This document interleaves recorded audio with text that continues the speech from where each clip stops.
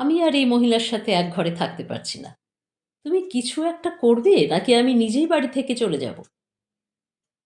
আরে তুমি যাবে কেন? দেখো, মায়ের তো বয়স হয়েছে, কিছুদিন পরে এমনিতেই মারা যাবে। আমি আর এক মুহূর্তও থাকতে পারছি না। এই মহিলা সব কিছুতেই আমাকে হুকুম দেয়, যেন আমি এই বাড়িতে পড়ে আছি ওনার কাজ করার জন্য। আমি আর পারছি না। একটা কাজ করতে পারো? কি কাজ? তোমার মাকে বৃদ্ধাশ্রমে পাঠিয়ে দাও, তাহলে তো আর কোনো সমস্যাই নাই।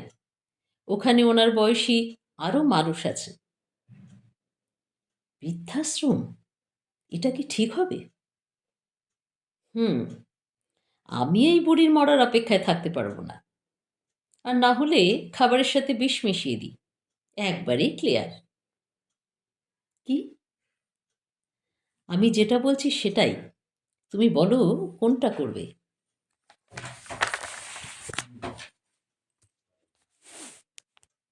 ছেলেটা কি করবে চিন্তায় পড়ে গেছে। বৃদ্ধাশ্রমে পাঠালে লোকে কি বলবে?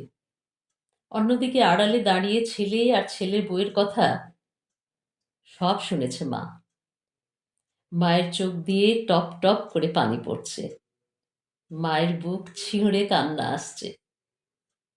উনি নিজের রুমে গিয়ে সন্তানের জন্য একটা চিঠি লিখে বের হয়ে গেলেন। ছেলে আর ছেলের বউ কিছুক্ষণ পরে মায়ের রুমে আসে। এসে দেখে মা বিছানায় নেই, ওখানে আছে একটা চিরকুট। ছেলে চিরকুট হাতে নিয়ে পড়তে শুরু।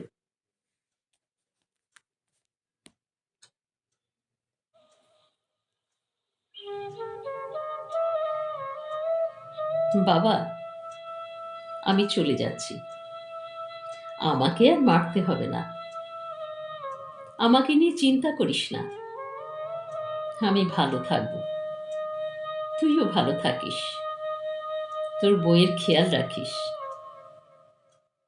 মেয়েটা অন্যের বাড়ি থেকে তোর কাছে এসেছে, ওর অযত্ন করিস না।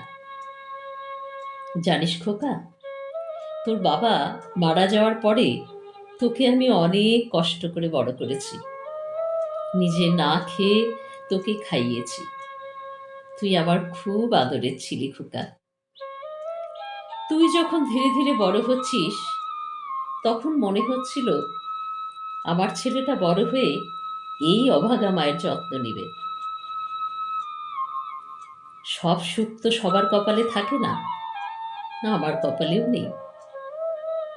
তুই যখন বড় হলি, চাকরি করতে শুরু করলি, তখন ভেবেছি তোকে আমি পছন্দ করে বিয়ে করাবো। কিন্তু তুই যখন বলেছিস তুই একটা মেয়েকে পছন্দ করিস, তখন আমি দুইবার না ভেবেই রাজি হয়েছি। কারণ আমি চাই আমার ছেলেটা সুখী হোক। খোকা, জানিস আমার মনে খুব কষ্ট রে, কথা বলার একটা মানুষ নাই আমার।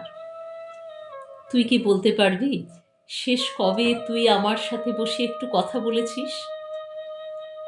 শেষ কবে আমাকে জিজ্ঞেস করেছিস, মা তুমি কেমন আছো, মা তুমি খেয়েছো কিনা?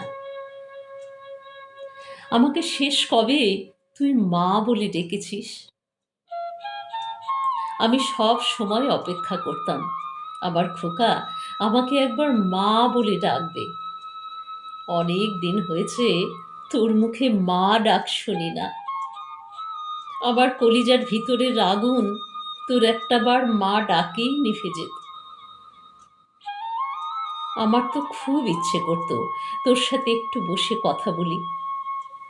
জানিস খোকা, আমার সব থেকে বেশি কষ্ট লেগেছে তোর বউ যখন বলেছে আমাকে বিষ খাইয়ে মেরে ফেলবে, আর তুই কিছুই বললি না তখন। আমি শুধুই তোর মুখের দিকে তাকিয়েছিলাম, তুই কখন তোর উত্তর দিবি। তোর মাকে মারার কথা বলছে তোর বউ, কিন্তু তুই বৌমাকে বলে দিস তোর যাতে খেয়াল রাখে। বৌমাকে আমি সব সময় নিজের মেয়ের মতো দেখেছি, আঘাত পাবে কখনো এমন কথা বলিনি। হ্যাঁ, এটা ঠিক, যে আমি ওর কাছেই সব কিছু চাইতাম। কি করব বল, আমার তো বয়স হয়েছে, নিজে রান্না করে খেতে পারে না, পেটের খিদেও সহ্য হয় না আমার। তাই একটু বৌমাকে বলি আমাকে কয়টা ভাত দেওয়ার জন্যে। আগের মতো সেই বয়স তো আমার নেই যে নিজের সব কাজ নিজে করব। তোকে বড় করার জন্য আমি সারা জীবন মানুষের বাসায় কাজ করেছি, এখন আর পারি না বাবা, খুব কষ্ট হয় আমার।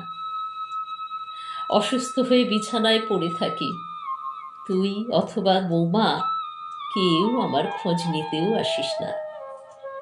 অনেক কথা বলে ফেলেছি, এখানে তো আমার সাথে কথা বলার কোনো মানুষ নেই, ওখানে গেলে কথা বলারও মানুষ হবে।